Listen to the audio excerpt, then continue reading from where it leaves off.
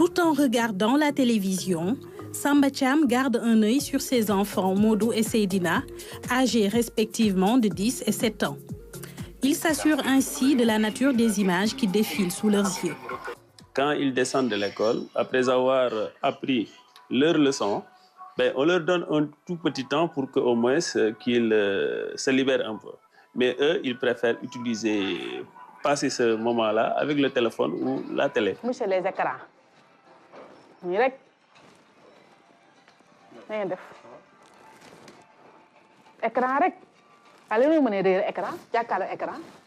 Quand je viens d'arriver, de rentrer et que je les vois avec les portables, j'éteins tout.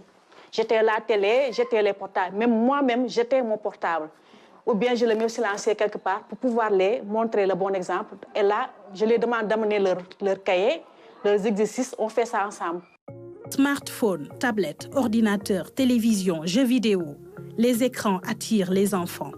Mais face au flux d'informations qui affluent tous les jours, une addiction est vite arrivée. Un danger auquel s'exposent quotidiennement les enfants. Dans le téléphone, il y a des applications qui sont bonnes, mais il y a d'autres applications qui sont tellement libéralisées où on y trouve de n'importe quoi. On peut y même trouver des images, des films à allure pornographique. C'est mauvais d'exposer très tôt l'enfant aux écrans. Il y a un psychiatre du nom de Tisseron qui explique qu'avec la méthode des balises de 0 à 2 ans, il ne faut pas exposer l'enfant aux écrans. L'enfant doit développer ses besoins sensoriels, doit chercher également ses repères. Donc, par conséquent, il doit pouvoir parler, marcher, courir, ainsi de suite. Donc, c'est ça qui fait que l'enfant se développe. De 3 à 6 ans, l'enfant doit développer ses besoins manuels, ses besoins sensoriels. En cas d'addiction de l'enfant, les parents peuvent s'adresser à des spécialistes. Dans cette école, le port du téléphone portable est interdit pendant les cours. On prend le téléphone portable, on le garde, on le confie jusqu'à la fin de l'année. Mais je peux dire que ceci a des limites.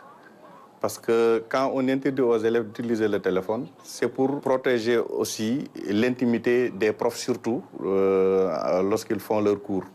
Selon M. Fall, les écrans n'ont pas un impact totalement négatif sur les enseignements. Donc, par exemple, quand on fait un cours, on peut demander à ses élèves d'utiliser le téléphone pour faire des recherches. Et juste après le cours, on leur demande de l'éteindre ou de le mettre sous silencieux et de le garder dans le sac. Avec les applications disponibles, les élèves ont ainsi l'opportunité de faire des recherches sur leurs différentes matières.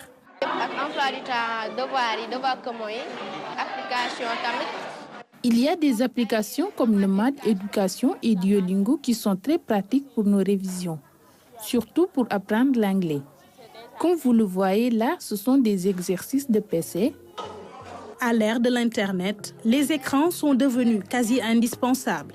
Chez les enfants, un mauvais usage et une absence de contrôle peuvent entraîner des dommages physiques et psychologiques importants.